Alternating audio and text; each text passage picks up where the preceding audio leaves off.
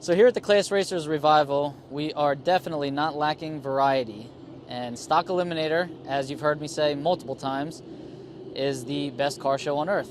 Well, it doesn't always have to cost a fortune to get into Stock Eliminator.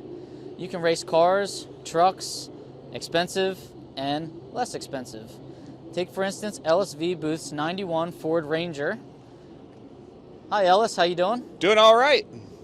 So this is quite a cool truck. Okay. It really is. Yeah, it's an interesting way to get into Stock Eliminator. It's not exactly what you would think of when you're first sitting out on the porch drinking with your buddies and saying, I want to build a race car. Oh yeah, what are you going to build? Well, that Ranger I've had in the backyard for 15 years, I think I'm going to do that. It's not necessarily the first thing. People always ask me, you can race a truck? But, it's relatively cost effective, and it's still fun to get out here and play with these guys, have the same chance at 25 grand as the guys with the Corvettes and the Copos and the Cobra Jets. And, I get to do this at a younger age than maybe I initially would have. That's great. And you are in W Stock Automatic, which is the lowest class you can possibly go to. Is that correct? Yep, it's as low in the alphabet as they go for a rear-wheel drive car. The only cars that are really slower than me are E-front drive stockers. They're a little bit slower than the W automatics. All right. Well, what kind of engine do you have in the Ranger? It's an inline four-cylinder, 140 cubic inch, 2300 cc, kind of one of Ford's bread and butter engine combinations. The 76 Pinto wagons around Derek Elam has one out west, and my folks have one too here in the Midwest. They run basically the same engine. There's some things that a lot of the parts don't interchange at all, but the base is the same. And it's just relatively easy to make go relatively quick.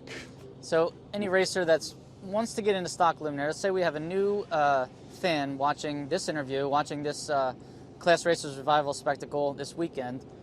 If they wanted to get in Stock Eliminator on, sort of a budget, this would be a great way to do it then. Yeah, this would not be a bad way to do it. As we were talking a little bit ago, one of our good friends, Gerald Nivens, actually built this truck.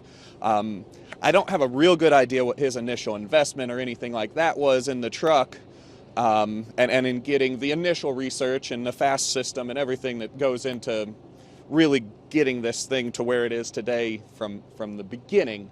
But for us, over the winter we had the engine completely rebuilt. We had the head completely redone. We went through a whole bunch of stuff, got the transmission completely redone. And even after buying the truck last year and doing some other stuff, I'm still in this thing for a little bit less than 10 grand, and that includes the tires and rims and everything, changing all that stuff. So realistically, it's a relatively, and again, relative is the term here, cost-effective way to get into Stock Eliminator. Definitely. It's definitely a good investment for a great time.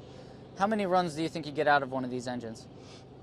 The engine we rebuilt this winter, I would have to guess that it had well over 4,000 runs on it, just from looking at the way the cylinder walls were scarred and the way the pistons would move around in there. It was well used. And the Pinto engines, we typically get quite a few runs out of them.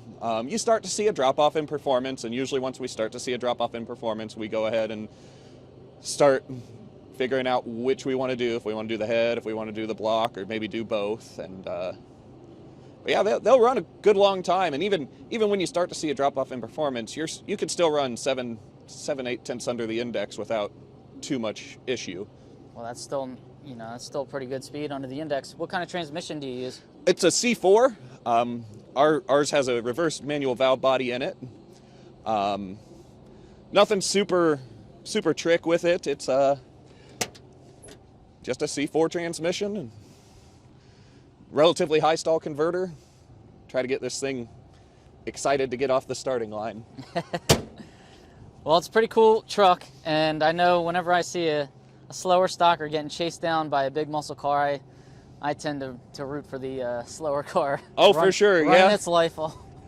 Running for its life, as we should say. Yep, yeah, they all seem to enjoy the big chase, or the fans seem to enjoy the big chase. A lot of the drivers don't necessarily love it, but, it's all one big, it's difficult for the faster cars to judge me down there, and it's difficult for me to really judge their closing speed down there. It's just a really fun way to go about it, and I've been driving slow cars pretty much my entire racing career.